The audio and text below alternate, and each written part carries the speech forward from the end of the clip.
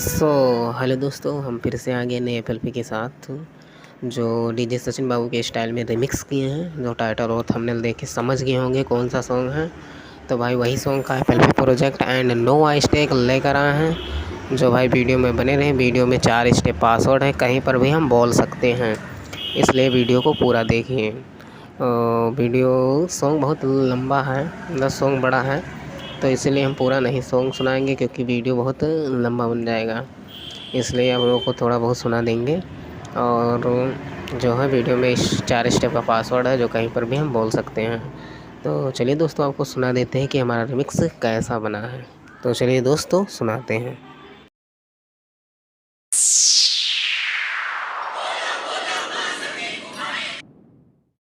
www.djbaseking.com Sachin बाबू सचिन बाबू सचिन बाबू फरहाद देवतिया फरहाद देवतिया फरहाद देवतिया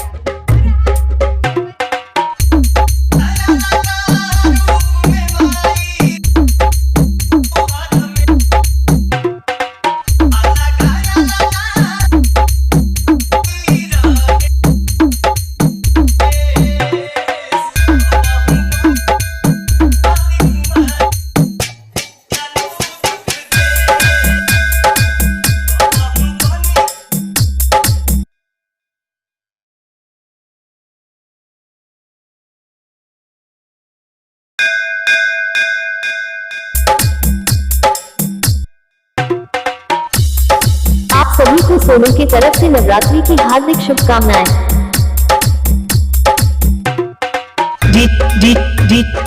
DJ सोनू म्यूजिक मस्कानवा बाजार। इसका फर्स्ट स्टेप पासवर्ड है 33 और सेकंड स्टेप का पासवर्ड है 66।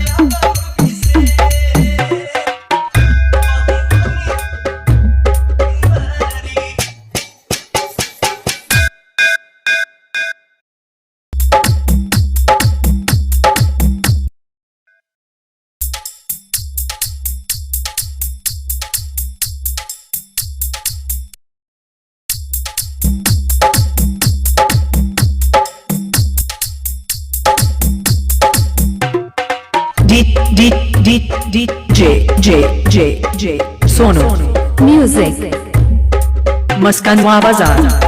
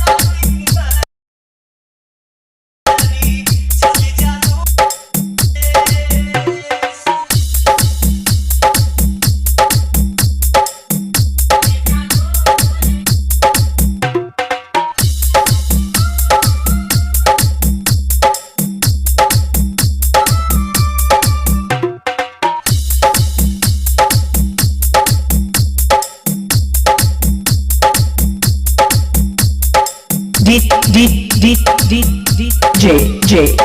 Sonu. Music. मस्कानवा बाजार.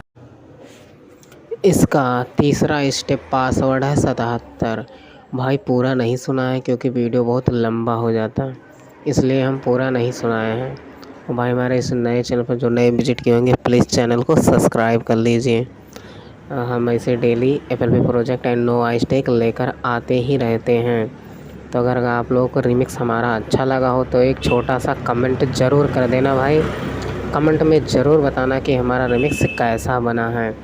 और भाई इसका डाउनलोड लिंक डिस्क्रिप्शन में है। नो आई स्टेक FLP में सेम पासवर्ड रहेगा।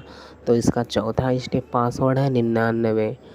अगर वीडियो अच्छा लगा हो तो लाइक कर देना और कमेंट कर देना, और भाई चैनल को सब्सक्राइब करना मत भूलिएगा। तो आज के लिए बस इतना ही, मिलते हैं नेक्स्ट वीडियो में, तब तक के लिए नमस्कार दोस्तों।